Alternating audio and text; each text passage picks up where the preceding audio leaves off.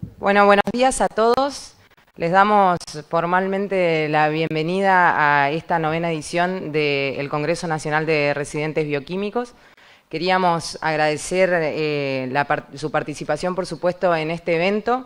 Como ustedes saben, o como se imaginarán, este evento es fruto del esfuerzo de muchísima gente. Obviamente, entre estas personas se encuentran todos ustedes, los residentes. También tenemos la presencia de estudiantes de grado que han tomado el desafío de venir a presenciar nuestro congreso. También, por supuesto, queremos agradecer la presencia de los profesionales que van a estar disertando y también que forman parte del comité evaluador, ¿sí?, de los distintos trabajos que se van a estar presentando estos 3 días. No me quiero demorar mucho para no retrasar la próxima charla, pero es para nosotros muy importante transmitirles a ustedes que esto se logra gracias a la cooperación de todos, en todos sentidos, ¿sí? Sabemos que es un esfuerzo para ustedes armar los trabajos, también participar económicamente, ¿sí?, y que estén acá hoy. Así que, bueno, muchas gracias y esperamos que este congreso pueda cumplir con las expectativas que tengan, ¿sí? Y bueno, ya nos contarán el día del cierre qué les pareció, ¿sí? Bueno, continuamos, Franco. Bueno, gracias Natalia. Hola a todos. Vamos a dar inicio a la primera conferencia, que es monitoreo de drogas y se llama la cromatografía líquida acoplada a espectrometría de masas en tándem como herramienta para el monitoreo terapéutico de drogas.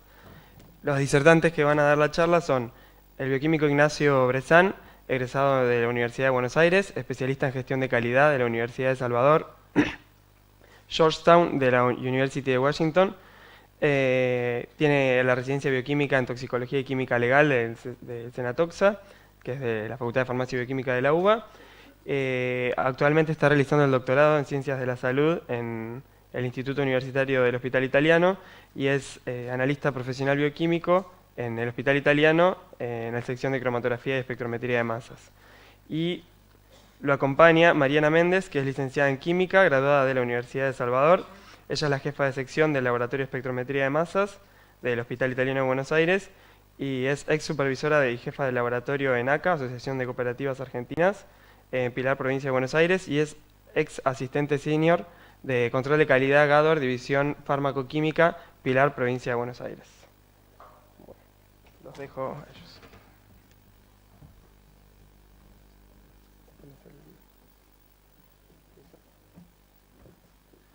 Bueno, muchas gracias por la presentación y por la invitación al Congreso.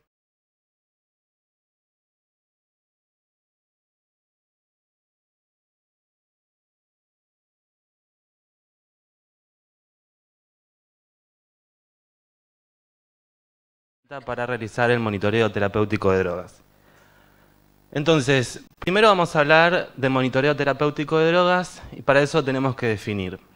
El monitoreo terapéutico de drogas o la monitorización terapéutica de drogas es una especialidad clínica multidisciplinaria que está orientada a mejorar la atención del paciente a través de la individualización de dosis de fármacos para los cuales la experiencia clínica o los ensayos clínicos demostraron resultados favorables en población general o en poblaciones especiales, por ejemplo en población pediátrica, en adultos mayores, en pacientes trasplantados, en mujeres embarazadas.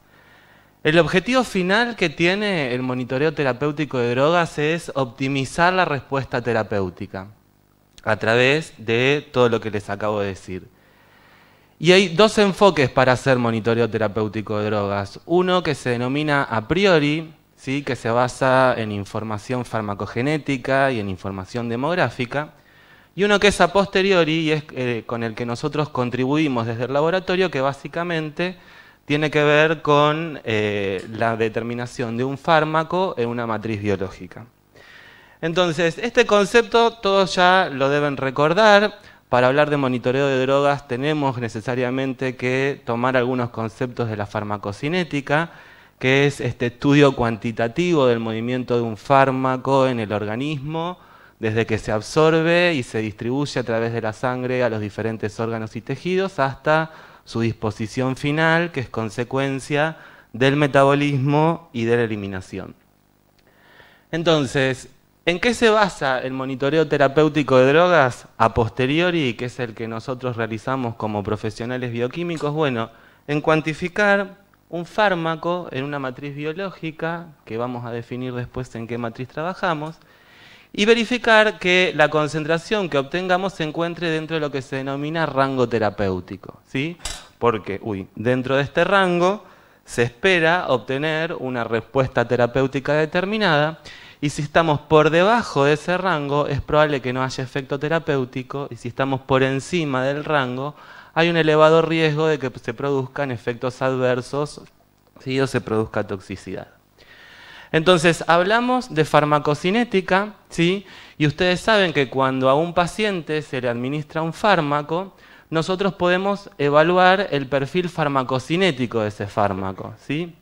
Es decir, ver cómo varía la concentración de la sustancia o del fármaco que querramos medir en función del tiempo. Y acá se pone un poco, se demuestra lo que estábamos hablando anteriormente de lo que sucede en la etapa farmacocinética, ¿sí? Como consecuencia de la absorción, la concentración del fármaco va a ir aumentando en función del tiempo hasta un momento tal en el cual esa concentración es máxima, que es esta Cmax, y posteriormente, como consecuencia del metabolismo y de eliminación, ¿sí? La concentración va a ir bajando.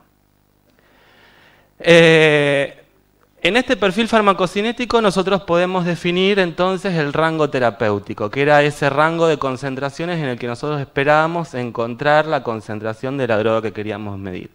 Y ese rango terapéutico es justamente un rango, o sea, el espacio comprendido entre un límite inferior y un límite superior. El límite superior está dado por la concentración mínima efectiva o la concentración mínima eficaz, que es la mínima concentración a partir de la cual se empiezan a observar efectos terapéuticos, y la concentración mínima tóxica, ¿sí? Que es la mínima concentración a partir de la cual empiezan a aparecer efectos tóxicos. Teniendo todo esto en cuenta, el monitoreo terapéutico de drogas se basa en esto que está esquematizado acá. Se supone que la concentración en el plasma o en el cero o en la sangre, ¿sí? Es un reflejo de la concentración en la biofase, o sea, de la concentración en el sitio donde la droga ejerce su efecto farmacológico, y a su vez esa concentración en la biofase es la responsable de la respuesta farmacológica. Entonces, una concentración en plasma termina reflejando la respuesta farmacológica. Eso es lo que supone este modelo. Ahora, lo que yo les acabo de mostrar tiene que ver con lo que pasa en un paciente, ¿sí? Ese perfil correspondería a una persona. Pero cuando hablamos de monitoreo terapéutico, hablamos de rangos que se probaron en una población. Entonces, estas curvas que ustedes las deben conocer de haber estudiado en algún momento en la carrera farmacología o toxicología, son curvas de concentración-respuesta o de dosis-respuesta. Acá simplemente es para mostrarle que en estas curvas, la parte media de la curva, ¿sí? De los efectos terapéuticos es la que corresponde al rango terapéutico, ¿sí? Y me permite a mí definir lo que es la ventana terapéutica. Cuando hablamos de monitoreo de drogas, muchas veces decimos el fármaco tiene una ventana terapéutica pequeña, ¿sí? Y a veces lo confundimos con el rango. No es lo mismo. El rango es la diferencia entre un mínimo y un máximo, y la ventana terapéutica es un cociente. Es el cociente entre la concentración mínima tóxica y la concentración mínima efectiva.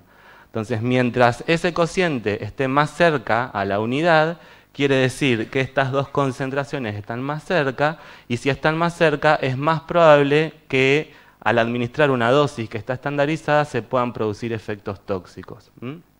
Por otra parte, tenemos lo que es el índice terapéutico, que es una medida de seguridad de la droga. Y si acá, en vez de pensar en concentraciones plasmáticas, pensamos en dosis, el índice terapéutico se define como el cociente entre la dosis letal 50, que es la dosis que produce la muerte del 50% de los individuos en las condiciones experimentales, y la dosis efectiva 50, que es la dosis que produce el efecto terapéutico en el 50% de esos individuos en estudio. Entonces, importante recordar que no es lo mismo ventana terapéutica que rango terapéutico y que índice terapéutico. El índice terapéutico se define en términos de dosis, y es algo que el médico mira para ver qué seguridad representa la administración de un fármaco determinado. Acá simplemente les quería mostrar algunos ejemplos de sustancias o de fármacos que tienen rangos terapéuticos estrechos y tienen ventanas terapéuticas estrechas. Y todos estos fármacos se monitorizan en el laboratorio.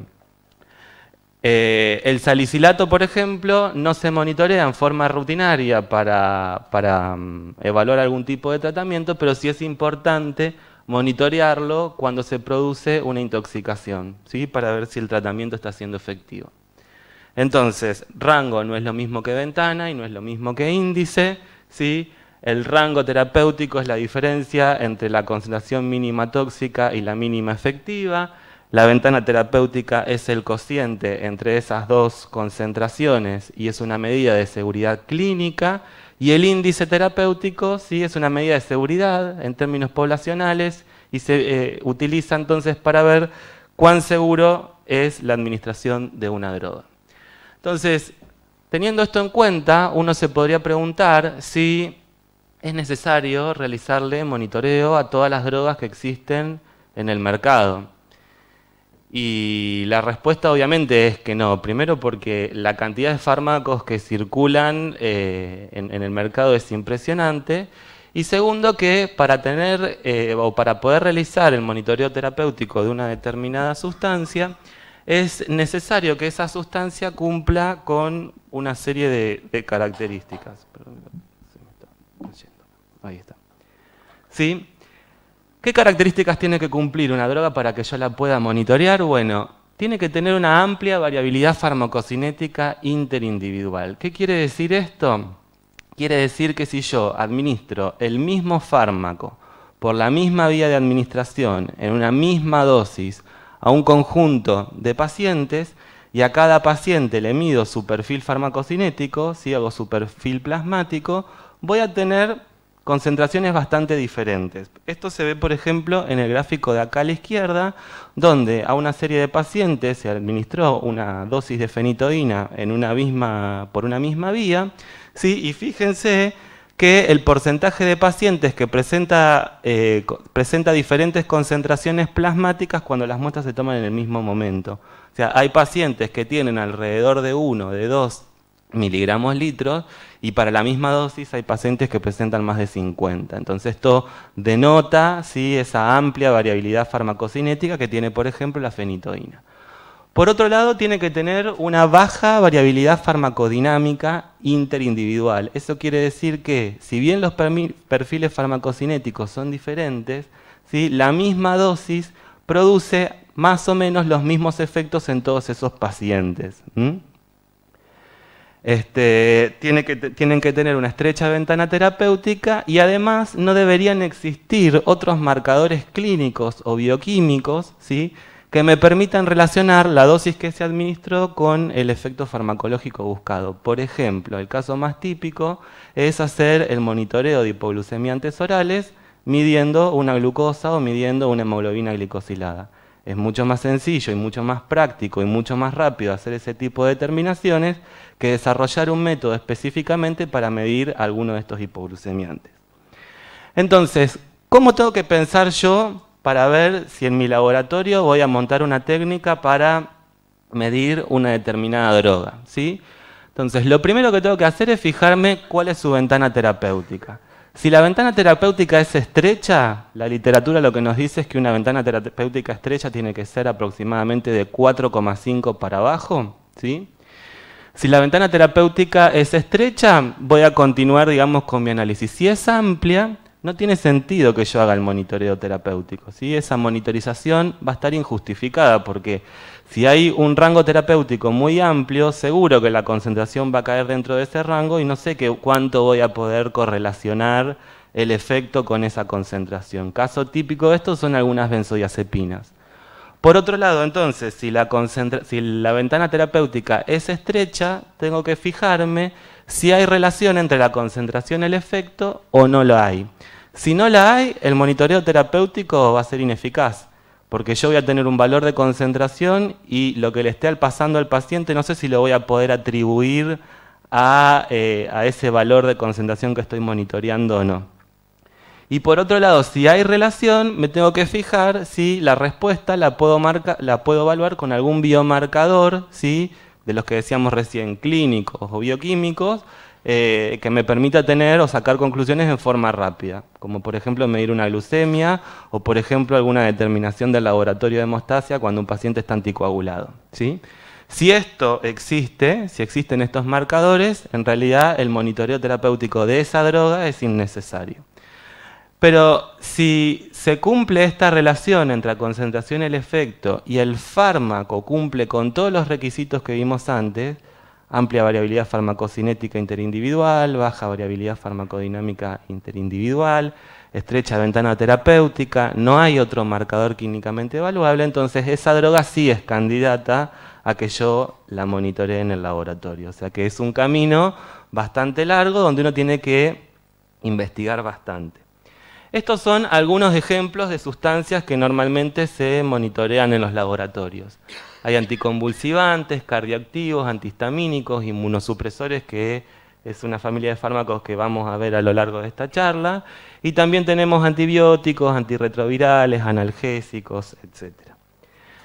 Entonces, ¿por qué es necesario realizar el monitoreo de terapéutico de una droga? Bueno, para poder controlar y seguir en forma clínica el tratamiento en un paciente que está expuesto crónicamente a un fármaco, ¿sí? Cuando una persona va a seguir un tratamiento largo y va a estar tomando un medicamento por mucho tiempo, al médico le interesa saber realmente en qué rango de concentraciones se mueve ese paciente y qué efectos está mirando. Cuando se sospecha de infradosificación, es decir, no alcanzó la dosis para buscar el efecto terapéutico deseado, o en caso contrario, cuando se sospecha de una intoxicación. Para muchos fármacos a veces es difícil diferenciar la sintomatología de la patología que tiene de base con la sintomatología de la intoxicación. Esto es típico, por ejemplo, de la ciclosporina, que tiene acción nefrotóxica y normalmente se utiliza en pacientes que están trasplantados de riñón, ¿sí? Por otro lado, también cuando se sospecha de incumplimiento de la prescripción, o sea, cuando el paciente realmente no está haciendo caso, no está tomando el medicamento como lo tiene que tomar. Esto es característico, pasa mucho en el tratamiento de algunas patologías asociadas al dolor, en el tratamiento antirretroviral o incluso también en el tratamiento inmunosupresor. Cuando se sospecha de interacciones farmacológicas, es decir, generalmente los pacientes que están polimedicados toman muchísima medicación y entre la medicación que toman puede haber interacciones que aumenten el metabolismo de una droga o que lo disminuyan y eso puede traer ciertas complicaciones a nivel de la salud. ¿Sí? También cuando el paciente tiene alguna patología que pueda alterar su capacidad farmacocinética, si el paciente tiene una insuficiencia hepática, si tiene una insuficiencia renal, si tiene una insuficiencia cardíaca, hay ciertos parámetros farmacocinéticos que se van a ver afectados y el perfil farmacocinético se va a ver afectado. Y también cuando se sospecha que la respuesta terapéutica es inadecuada, cuando a un paciente se le administra una dosis que está normalizada, es decir, el médico sigue todas las recomendaciones de las guías que utiliza para ver cómo de medicar y no tiene el efecto que espera. Entonces, como proceso, el monitoreo terapéutico es bastante complejo. Se inicia con una pregunta clínica que hace un médico. Ese médico administra un fármaco, va a pedir un análisis, nosotros vamos a dar recomendaciones de toma de muestra, esa muestra la vamos a tratar de una forma adecuada para poder analizar. Vamos a realizar el análisis con un método que previamente seleccionamos.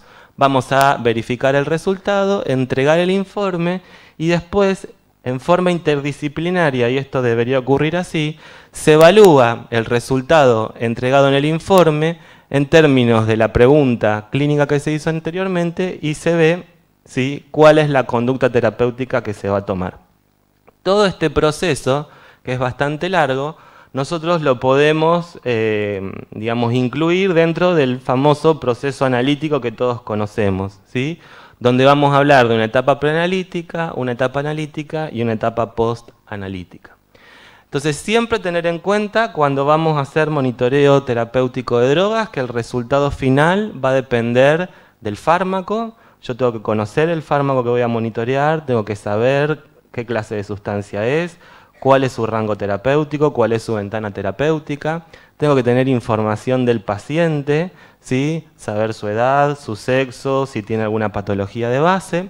Tengo que saber y elegir perfectamente la muestra que voy a analizar y confiar muchísimo en el método analítico con el que voy a hacer el análisis para entregar el resultado, porque el resultado que entregue realmente va a influir muchísimo sobre la conducta terapéutica. Entonces, en relación a la etapa preanalítica, lo primero que nos podemos preguntar es, bueno, si vamos a hacer monitoreo de drogas, ¿qué muestra elijo? ¿Sí? Y para poder responder esa pregunta, yo como profesional tengo que conocer la farmacocinética de la sustancia y tengo que saber específicamente cómo se distribuye esa sustancia, ¿sí? Ustedes saben que durante la etapa de distribución, los fármacos pueden estar disueltos en el plasma, pueden estar unidos a las proteínas o pueden unirse a algunos de los elementos formes de la sangre, como por ejemplo los glóbulos rojos. Sabemos que la concentración libre es la responsable del efecto farmacológico. Entonces, si yo, por ejemplo, tengo una droga que tiene un elevado porcentaje de unión al glóbulo rojo, la muestra que voy a seleccionar es la sangre entera, ¿sí? Este es el caso típico de los inmunosupresores. En el caso de que la muestra se una fundamentalmente a las proteínas o viaje libre en el plasma, puedo trabajar con plasma o puedo trabajar con suero. Y acá hay una zona gris definida, sobre todo en términos de análisis de rutina. Porque la literatura nos dice que en general, para la mayoría de los fármacos, trabajar con plasma o trabajar con suero es equivalente. Y termina siendo el laboratorio el que decide qué muestra quiere usar.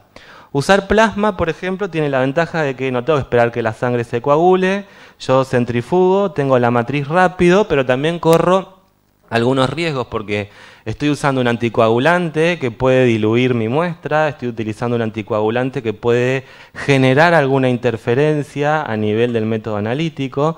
Entonces es algo que yo tengo que probar y que tengo que terminar decidiendo cuando pongo a punto la metodología. Y también ver en qué matriz está definido el rango terapéutico. Hay drogas cuyo rango terapéutico están definidas en suero, por ejemplo el voriconazol, que es un antifúngico, y otras que están definidas en plasma, por ejemplo algunos antirretrovirales. También tener en cuenta si nosotros tenemos que medir la droga total o la droga libre, ¿sí? Porque medir la droga libre implica procedimientos preanalíticos que son muy complejos, muy laboriosos y que son básicamente imposibles de realizar en un laboratorio de rutina. Entonces, para que estemos tranquilos, normalmente, y esto está estandarizado a nivel internacional, si el porcentaje de unión a proteínas es menor al 80%, que es lo que sucede para la mayoría de las drogas, está recomendado medir la concentración total, ¿sí? O sea, la que está unida a proteínas y la que está disuelta en plasma. El otro tema es en qué momento tomamos la muestra. Bueno, ya decidí que voy a tomar sangre entera, voy a tomar plasma. El otro tema es en qué momento tomo la muestra, ¿sí? Y la muestra siempre se toma en estado estacionario. ¿Cuál es el estado estacionario? El estado estacionario se produce cuando hay un equilibrio entre la cantidad de fármaco que ingresa al organismo y la cantidad que sale, ¿sí? Y es lo que se puede ver acá. El rango terapéutico está definido para el estado estacionario. Y ese estado estacionario se alcanzan cuando pasan entre 3 y 5 vidas medias de eliminación. ¿Se acuerdan que la vida media de eliminación es el tiempo necesario para que la concentración del fármaco decaiga a la mitad? ¿Sí? Si nosotros medimos la concentración en función del tiempo y vamos haciendo un perfil cinético, estos son como muchos perfiles cinéticos sumados, ¿sí? Vamos a ver que entre la 1, 2, 3, entre la tercera y la quinta vida media ya se obtiene el estado estacionario. Y dentro del estado estacionario, la concentración se va a ir moviendo entre picos y valles, ¿sí? Normalmente la muestra se toma en el valle porque es la zona de menor variabilidad, ¿sí? Aunque para algunos fármacos, como vamos a ver ahora, algunos aminoglucósidos, por ejemplo, es necesario medir la concentración tanto en el pico como en el valle, ¿sí? Entonces, las muestras las tenemos que tomar en estado estacionario. Obviamente, el tiempo que se tarda en llegar al estado estacionario depende de la vida media de eliminación de cada droga. Hay drogas que tienen, o fármacos que tienen vidas medias de eliminación que son muy elevadas, ¿sí? Entonces, para ese caso, por ejemplo, para el fenobarbital, para esos casos, la muestra se puede tomar en cualquier momento del tratamiento, de la administración, ¿sí? Y acá les mostraba, ¿sí?, los rangos terapéuticos definidos para pico y para valle de algunos aminoglucósidos. ¿Por qué me interesa medir en pico o en valle? Bueno, porque en el pico hay una muy buena correlación con la actividad bactericida que tienen estos antibióticos y en el valle, un poco contrario a lo que uno que pensaría, pero hay buena correlación con los efectos tóxicos que tienen, ¿sí? Los aminoglucósidos en general son antibióticos bastante tóxicos. ¿Qué otras cosas tengo que tener en cuenta cuando voy a tomar la muestra? Bueno, toda información que a mí me va a servir para validar el resultado, ¿sí? Si yo tuviera la posibilidad de hacer una anamnesis, la haría. Si no, tengo que pedir toda esta información. La fecha y la hora en la que se recolectó la muestra, la fecha y la hora de la última toma o administración parenteral, porque si tomamos en el valle, ¿sí?, el valle es justo la zona de menos variabilidad previa a la próxima administración. ¿Está bien? ¿Cuál es el régimen de dosificación? ¿Por qué vía de administración se está administrando el fármaco? ¿En qué momento se inició el tratamiento o se hizo el último cambio de dosis? Esto para deducir si la droga está o no está en estado estacionario, ¿sí? Tener información demográfica del paciente, saber si tiene alguna patología de base, especialmente renal o hepática, y conocer el motivo de la solicitud, es decir, para qué se quiere hacer el monitoreo en función de lo que les había contado anteriormente. También en la etapa preanalítica es importante definir cómo voy a tratar mi muestra. Esto aplica especialmente para la espectrometría de masas. En los espectrómetros de masas, los espectrómetros de masa y los cromatógrafos líquidos no son autoanalizadores. Yo no saco una muestra de sangre, la pongo en el equipo y me fijo cuánto tiene. Son equipos que necesitan que las muestras que ingresen estén limpias, y para limpiarlas tengo que hacer un tratamiento previo. ¿Por qué voy a limpiar mi muestra? ¿Por qué la voy a tratar? Bueno, básicamente porque necesito separar al analito de la matriz, ¿sí?, para que esa matriz no ensucie mi equipo, para eliminar interferencias, y esto va a mejorar la detección, para concentrar el analito en caso que sea necesario, para que esa muestra y ese sistema analítico sean compatibles y para bajar, minimizar errores y disminuir costos de mantenimiento, porque si el equipo está sucio, el equipo no mide y la verdad que lo limpia el servicio técnico, y cada vez que viene el servicio técnico a limpiar el equipo hay que poner una moneda. Entonces, las estrategias más comunes son la precipitación de proteínas, que se puede hacer con solventes orgánicos o con soluciones ácidas, extracciones de tipo líquido-líquido, que ya a esta altura del partido no se hacen más en ampolla de decantación, se pueden hacer en tubos o hasta mismo en tubos Eppendorf, y extracciones en fase sólida, que son las que tienen la mejor recuperación, ¿sí?, y son las más reproducibles, pero también son las más caras. Todo esto me va a permitir a mí tratar la muestra de una manera tal que me permita determinar la concentración total de la droga. Bueno, y en relación a la etapa analítica, para hacer monitoreo terapéutico de drogas tenemos diferentes metodologías, ¿sí? Esas diferentes metodologías las podemos ubicar en una pirámide metrológica que está definida por la IUPAC en el año 2011, ¿sí?, donde los métodos están ordenados de acuerdo a su exactitud de medida, ¿sí?, o sea, de cuán cerca están de informar el valor verdadero. Así tenemos métodos definitivos, que básicamente no tienen error, y estos métodos definitivos los realizan laboratorios de altísima complejidad, laboratorios de referencia, que no hacen análisis de rutina. Ejemplos de métodos definitivos son la resonancia magnética nuclear o la espectrometría de masas con dilución isotópica. Después tenemos los métodos de referencia, ¿sí?, que son aquellos que tienen errores sistemáticos muy pequeñitos, digamos, son muy buenos para hacer monitoreo de drogas, y en este caso lo representan los métodos cromatográficos acoplados a espectrometría de masas y acoplados también a otros sistemas de detección, tanto cromatografía gaseosa como cromatografía líquida. Y finalmente tenemos los métodos de rutina, que sí tienen más error para medir, sí tienen un valor de incertidumbre asociada más elevado, pero presentan otras ventajas, fundamentalmente la rapidez con la que yo puedo entregar un resultado. Y esto lo representan los métodos inmunoanalíticos, que todos ya los deben conocer. Son métodos que se basan en la interacción antígeno-anticuerpo, y los que más se utilizan en monitoreo terapéutico de drogas son estos: el ELISA, el EMIT, el FPIA, el CEDIA. Todos son fáciles de realizar, no requieren personal que tenga una capacitación muy importante, ¿sí? Me permiten obtener una respuesta rápidamente, procesar un gran número de muestras. Todos los métodos inmunolíticos son altamente sensibles, son automatizables, me sirven frente a la urgencia, pero tienen un punto débil, que es la especificidad. Los anticuerpos no son moléculas inteligentes, se pueden confundir sustancias que estén estructuralmente relacionadas, y esto pasa dentro de lo que es la familia de un montón de drogas, y también con sustancias endógenas que pueden compartir ciertos grupos funcionales. Entonces, para solucionar este problema empiezan a aparecer los métodos de referencia o los métodos cromatográficos que ahora Mariana les va a explicar en qué se fundamentan.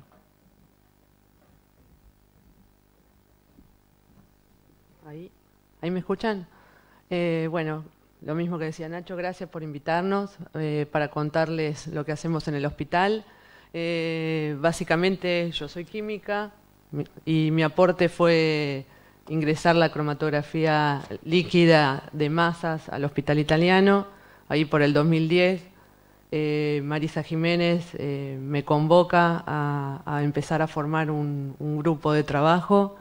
Ya ahora somos 14 personas trabajando.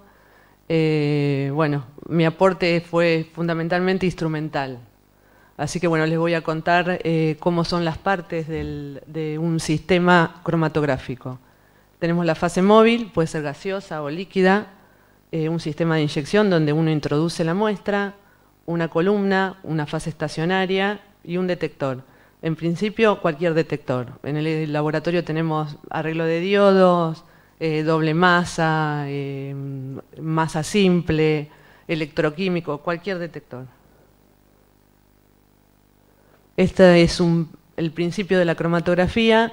Tenemos dos sustancias A y B, interaccionan diferente con la fase estacionaria, con la fase móvil, y van generando en función... ¡Ay! Para el otro lado. Este era, ahí está. Van generando un pico en el detector, que es lo que yo veo para decir, bueno, salió el compuesto A o salió el compuesto B retenido en el tiempo. ¿Qué controlo yo? La fase móvil, en cromatografía líquida, en gaseosa no, y la fase estacionaria. Bueno, esto es el principio de funcionamiento de un espectrómetro de masa. Poder separar las sustancias por su relación masa-carga. Como principio, uno que ve cuando sale del detector. Ay, me llevo mal con los botoncitos de esto. Ve una mezcla de espectrómetros, la sumatoria de todos los espectros que salen del equipo. En principio, uno buscaría separarlos. Después vamos a ver que trabajando en masas tampoco es tan crítico separar. Eso es lo bueno de la espectrometría de masa. No necesariamente necesito separar los compuestos en tiempo. Sí necesito que tengan masas diferentes y tengan un espectro distinto. Entonces, ¿cuáles son las características o qué le dio la espectrometría de masa a la clínica? Métodos sensibles, métodos específicos, métodos precisos, métodos exactos y métodos multiresiduos. Y yo agregaría también la posibilidad de medir analitos que están en diferentes concentraciones en el mismo momento. Entonces, ¿cuál es el fundamento de la espectrometría de masa? Tengo una etapa de ionización de la muestra, donde se forman los iones, una separación de esos iones en su relación masa-carga y una detección para su cuantificación. En lo que son los componentes de un espectrómetro de masa, tengo una fuente de iones, el analizador de masa, un tándem, en tándem como lo tenemos nosotros, o un simple cuadrupolo y un detector. Todo este sistema está en alto vacío, muy alto vacío. De hecho, los equipos tienen... Uy, te disparé con esto. Tienen 2 bombas que generan un alto vacío y los equipos tardan hasta casi 24 horas en volver a recuperar el vacío después de algún corte. Bueno, estas son las partes de lo que es el electrospray, ¿no? Egresa el analito con mi fase móvil de la columna. La fase móvil le va a aplicar carga, le va a dar carga a las moléculas. Estas moléculas salen a un sistema donde hay alta temperatura, se van a empezar a evaporar el solvente y cuando lleguen al capilar van a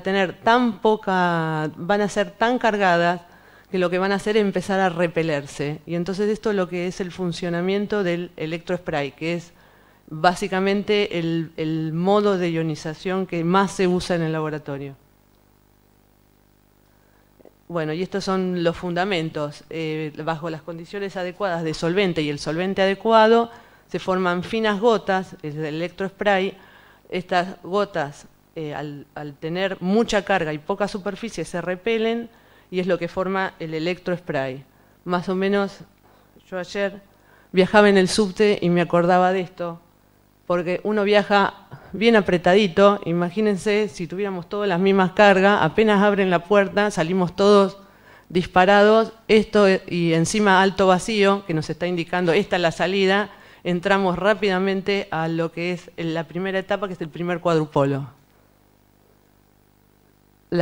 El fundamento es las sustancias básicas se van a ionizar positivamente, las sustancias ácidas se ionizan negativamente. En principio podemos pensar que esto es así. Bueno, este es un cuadrupolo. Una vez que la muestra ingresó al equipo de la fuente de iones, toda esta parte que yo les conté antes, ingresa al primer cuadrupolo. Actualmente los equipos tienen todo un sistema previo al primer cuadrupolo, que es lo que se llama el stepway o alineación de iones, donde a pesar de que ingresaron al cuadrupolo, se empieza a barrer todos los que no tienen carga. Algo puede haber quedado sin carga y los equipos modernos en esta etapa también consiguen eliminar todos esos iones, ingresando al primer cuadrupolo solo los iones que a mí me interesan. ¿Cuáles son los que me interesan? Los iones principales, los iones que yo necesito monitorear. Los métodos tándem son métodos altamente específicos porque yo determino qué analito es el que quiero que ingrese al primer cuadrupolo. Después va a pasar... este es un cuadrupolo simple. En caso de ser un doble cuadrupolo, acá está la celda de colisión y pasa al segundo cuadrupolo. Este vendría a ser un GC, porque tiene un GC masa. Ingresa al detector directamente después de haber pasado por este cuadrupolo, donde yo determino qué masa es la que yo requiero analizar. Bueno, después de salir del equipo, pasa a un sistema de fotomultiplicadores para que la señal aumente. Imagínense que uno está con una corriente de iones y tiene que, de ese ion que tuvo la dicha de pasar por todos los cuadrupolos, lo tengo que fotomultiplicar para tener una señal que yo pueda medir en la computadora y en los sistemas informáticos. Bueno, esto es lo que les explicaba de los equipos que tenemos nosotros. La fuente de iones, en el primer cuadrupolo selecciono lo que yo quiero trabajar, el ion principal que quiero monitorear. En la celda de colisión, un gas inerte, generalmente argón, genera fragmentos y en el segundo cuadrupolo yo selecciono qué fragmentos es el que yo quiero medir. En este caso, este fue el seleccionado y es el que yo requiero para el análisis. Es lo que se llama monitoreo multireacción, que es el que se usa para el monitoreo terapéutico de drogas, es el que usamos para inmunosupresores y para casi todo lo que hacemos en monitoreo terapéutico de drogas. Bueno, Nacho, esto seguimos. Este es las partes de poner en rutina un método, ¿no? El desarrollo del método, si no se tienen kit. En el caso de inmunosupresores, hay muy pocos kits de espectrometría de masa, pero en el caso de inmunosupresores nosotros trabajamos con un kit. En el caso de tener un kit, se implementa en el equipo, se hace una validación y después la implementación en la rutina. Bueno, los dejo con Nacho.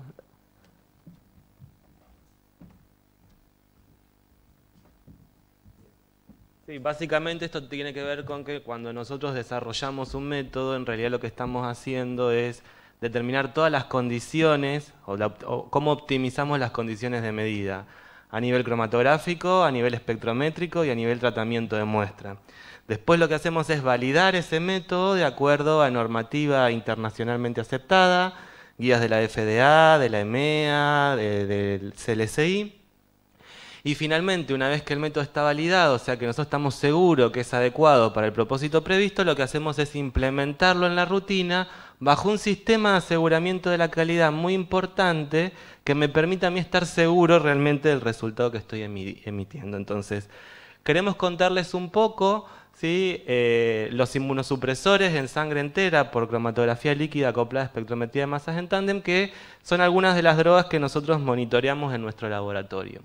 Ustedes saben que actualmente hay un paradigma emergente muy importante en la medicina que tiene que ver con la medicina de precisión y con la medicina personalizada, es decir, darle a cada paciente el tratamiento que mejor se adecue a sus necesidades. El monitoreo terapéutico de drogas tiene como espíritu esto, o sea que hace mucho tiempo en realidad que el monitoreo terapéutico de drogas está aportando a la medicina de precisión. Y para que esa medicina de precisión aumente, necesita del aporte tecnológico que en este campo disciplinar viene de la mano de la espectrometría de masas. Bueno, en relación a algunos números, ¿sí? Estos son datos que salen de la última memoria del INCUCAI. El año pasado se hicieron casi 1.900 trasplantes de órganos, ¿sí? Esto fue casi un 15,5% más de lo que había ocurrido en el 2016. Fundamentalmente se hicieron trasplantes hepáticos, renales, cardíacos y hepatorrenal. Y cuando uno piensa en trasplante renal, o por lo menos nosotros que somos toxicólogos clínicos, lo primero que pensamos es en la terapia inmunosupresora. Los inmunosupresores son fármacos que se utilizan para aplacar la respuesta inmunológica en pacientes trasplantados, pero también en pacientes que tienen ciertas patologías autoinmunes. Desde el punto de vista farmacológico se clasifican en distintas familias. Estas que aparecen en rojo acá, que son inhibidores de la calcineurina y de la vía del mTOR, son los que nosotros medimos en el laboratorio. Y lo hacemos con mucha asiduidad, ¿sí? Así como va incrementando el número de pacientes que se trasplantan en el país, también se incrementa el número de terminaciones que hacemos en el laboratorio. Sin ir más lejos, el año pasado hicimos 20.500 análisis por espectrometría de masas, con predominio de tacrolimus en la solicitud, ¿sí? Pero también medimos sirolimus, everolimus y ciclosporina. Estas son las características más importantes que tienen estos fármacos. Fíjense que tienen estructuras bastante complejas, pesos moleculares elevados, rangos terapéuticos pequeños y tienen alto porcentaje de unión a los glóbulos rojos. Esto quiere decir que la muestra con la que yo voy a trabajar para medirlos es la sangre entera. Y este es una foto, ¿sí?, del equipo que nosotros utilizamos para hacer esta determinación. Esto es un cromatógrafo líquido de ultra performance que tiene una bomba binaria, que es la que dispensa las fases móviles, un muestreador automático, ¿sí?, un horno de columna, y todo esto que pueden ver acá es el espectrómetro de masas, y esta parte es la fuente de iones y el electrospray, lo que les contaba Mariana, el lugar donde se generan los iones precursores, ¿sí? Como estamos trabajando con cromatografía líquida, tenemos un método cromatográfico, ¿sí?, que consta de dos fases móviles, A y B, una orgánica y una acuosa. Pueden ver que en este caso en particular el cromatógrafo líquido está actuando como un sistema de inyección, pero no estamos usando columna cromatográfica para separar.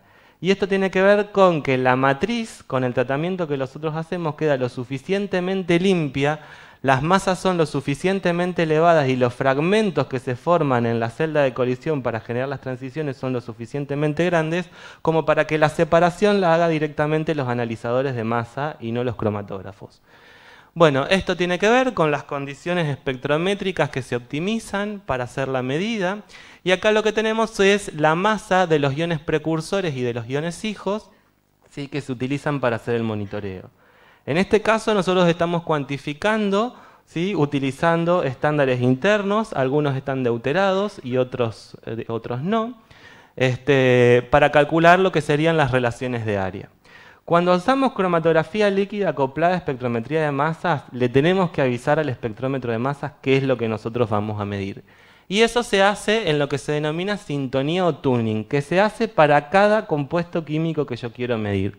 Durante esa sintonía yo lo que voy a hacer es optimizar la masa del ion padre, optimizar los parámetros de la celda de colisión para obtener la transición, el ion hijo, esto sería para el tacrolimus, y esto es simplemente un resumen de lo que es el método analítico en sí mismo. Usamos un kit comercial, este kit comercial está verificado, ¿sí? Lo que hacemos es usar un volumen muy pequeño de sangre, apenas 50 microlitros, ¿sí?, con el que agregamos una solución de sulfato de zinc para alisar los glóbulos rojos, agregamos el estándar interno, centrifugamos y el sobrenadante, 25 microlitros de ese sobrenadante, lo inyectamos en el equipo. Y básicamente lo que obtenemos siempre es esto, una curva de calibración, ¿sí?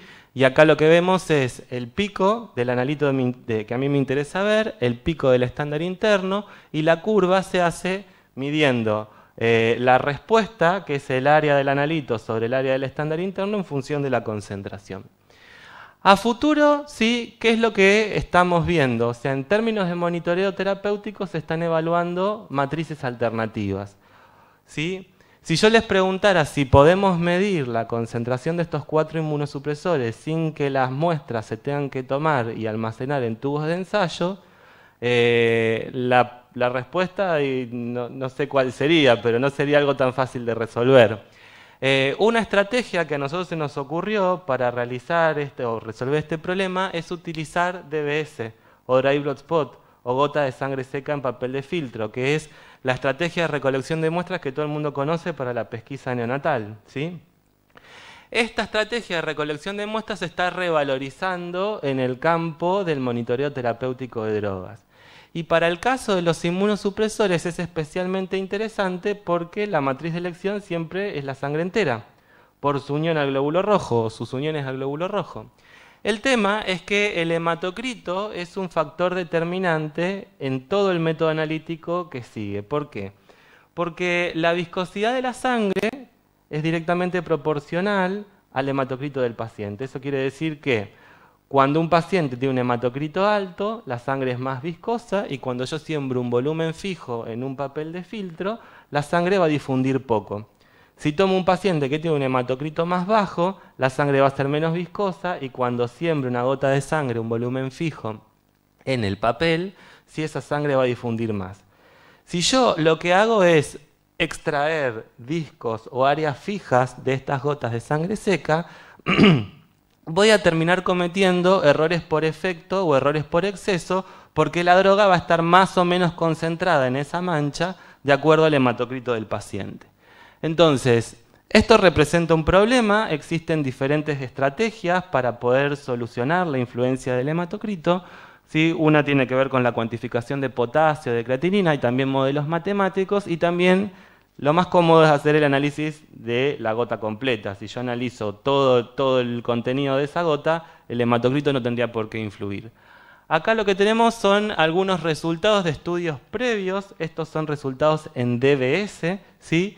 Fíjense que acá se ven curvas de correlación y concordancia en regresiones no paramétricas de Passing-Bablock para tacrolimus, sirolimus, everolimus y ciclosporina. Esto es sangre entera y esto es DBS. Y lo que vemos es que si bien las sustancias están relacionadas, hay cierto error y eso puede llevar a algunos problemas desde el punto de vista de la decisión terapéutica que se tome con estos resultados. Entonces lo que nosotros hicimos, y esto para contarle un poco algunos desarrollos que hacemos en el laboratorio, es utilizar una estrategia que se denomina PC-DBS, que es gota de sangre seca en papel de filtro que he cortado, en la cual yo primero corto el disco de papel de filtro y sobre ello deposito un volumen fijo de sangre. Y lo que hago es analizar toda esta gotita, ¿sí? Este es un resumen de lo que consta la técnica. Hay que dejar secar esa sangre 12 horas, después se extrae y se analiza por espectrometría de masas. El método bioanalítico nosotros ya lo hemos desarrollado, lo hemos validado según la Agencia Europea de Medicina, y también hicimos una comparación contra el método de rutina, ¿sí? Utilizando la EP9. Bueno, ya nos queda poco tiempo. Esto es simplemente para mostrarles los resultados de la validación. Todos los parámetros de performance analítica que nosotros estudiamos, que fueron linealidad, límite inferior de cuantificación, precisión, exactitud, recuperación, selectividad, todo entró dentro de los criterios de aceptación para cada analito. Y finalmente lo que hicimos después es decir, bueno, la verdad que si el método sirve para medir, veamos qué diferencia hay entre los resultados que obtenemos en papel y los resultados que obtenemos en sangre entera. Y para eso hicimos un estudio de comparación de métodos, en el cual seleccionamos muestras de pacientes que tuvieran a cada uno de estos inmunosupresores en distintas, digamos, que cubrieran todo el rango de concentraciones, el rango analítico de medición, ¿sí? Hicimos un análisis de muestras pareadas, utilizamos un rango amplio de hemantocrito para cada concentración y evaluamos la concordancia estadística en términos de Passing-Bablock. Esto es simplemente para contarles cuáles fueron los criterios de inclusión y de exclusión, ¿sí? Y esto es para mostrarles los resultados. Fíjense cómo mejora en PC-DBS con respecto al DBS, ¿sí? Hay una relación mucho más fuerte, mucho más potente de cada uno de estos inmunosupresores en el papel y en la sangre entera y no hay sesgo. O sea, no hay diferencias estadísticamente significativas entre la medición en sangre entera y la medición en papel, motivo por el cual podemos decir que los métodos son intercambiables y no hay influencia del hematocrito. Esto es para mostrarles, ¿sí? Todos, digamos, la cantidad de muestras que analizamos, que en total fueron 400, ¿sí? Y cuáles fueron los valores de hematocrito en los que nos estuvimos moviendo. Entonces, bueno, básicamente este método es adecuado para el propósito que estaba previsto. Es muy interesante porque se utilizan volúmenes mucho menores de lo que, digamos, del kit, por lo que con un mismo kit puedo optimizar mucho el rendimiento, ¿sí? Y el paso siguiente que queremos hacer es el potencial uso en rutina utilizando sangre obtenida por punción capilar. O sea, para un paciente sacarse sangre con una lanceta en el dedo es mucho menos invasivo y mucho menos doloroso que una punción venosa, ¿sí? Entonces, para terminar, recordar que el monitoreo terapéutico de drogas es una disciplina compleja, pero es una disciplina necesaria. Nosotros como bioquímicos aportamos muchísimo dentro del equipo de salud para optimizar los tratamientos médicos y muchas veces no nos damos cuenta. La otra cuestión importante que quiero que se lleven es que siempre el resultado se tiene que evaluar en el contexto del paciente, ¿sí? Yo no tengo que tratar al paciente por cómo me dio el resultado, ¿sí? Sino que tengo que evaluar si ese resultado concuerda con lo que el paciente presenta en términos de sintomatología, ¿sí? Y finalmente tener en cuenta que la cromatografía líquida acoplada a espectrometría de masas en tándem es una herramienta sumamente útil y sumamente interesante para hacer monitoreo terapéutico de droga por su elevada sensibilidad, por su gran especificidad y por la capacidad que tiene de analizar más de una sustancia al mismo tiempo en una misma corrida analítica, cosa que para los inmunoensayos uno necesita un inmunoensayo para cada droga que quiere medir. Así que bueno, eso es todo. Muchas gracias.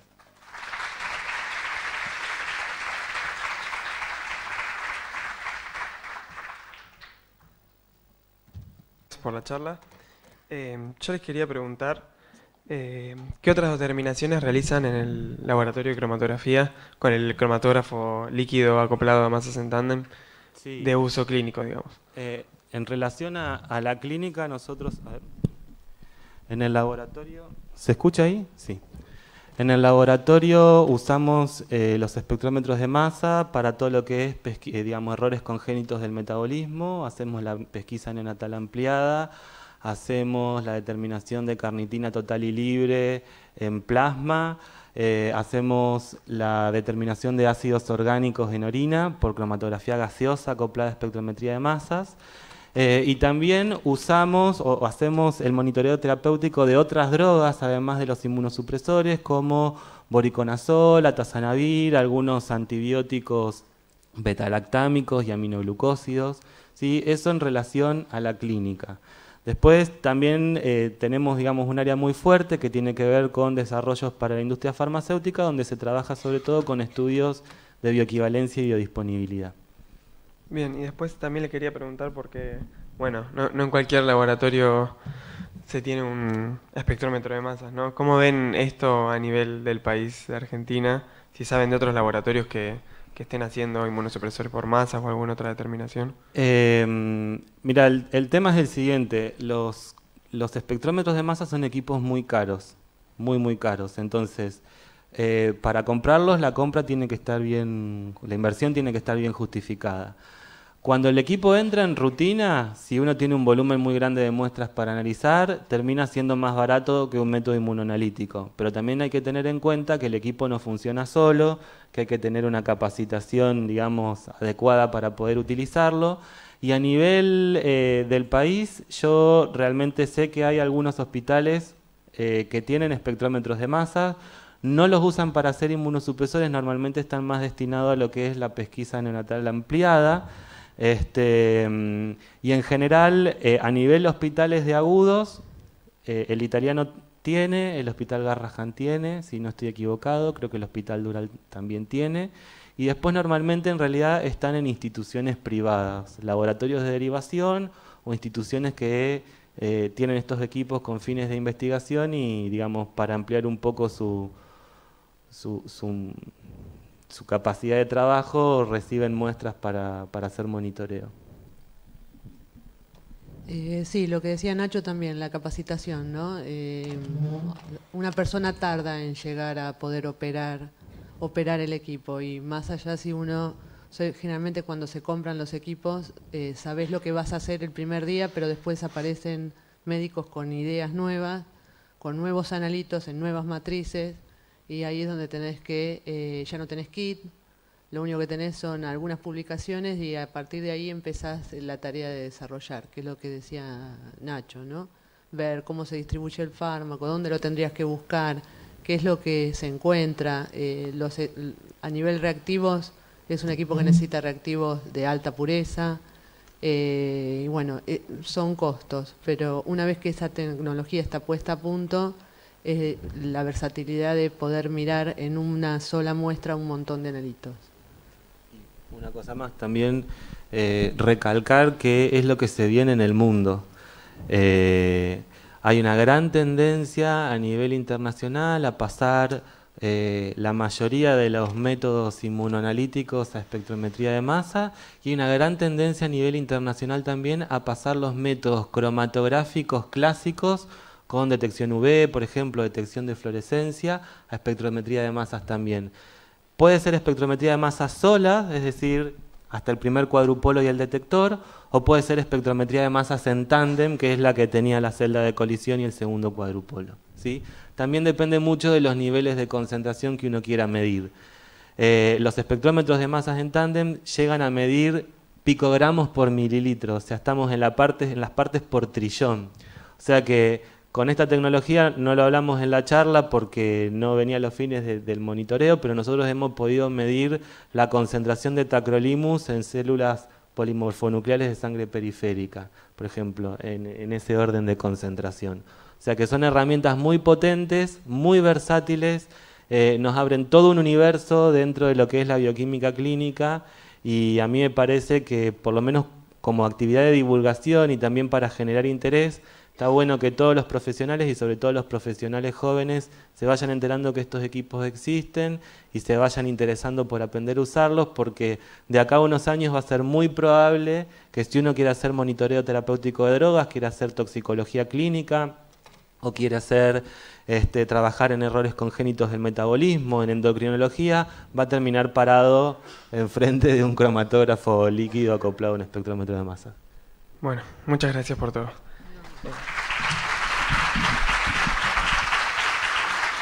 Bueno, y ahora chicos, hasta las 11 tenemos el break, así que si quieren pueden salir afuera que hay café y medialunas.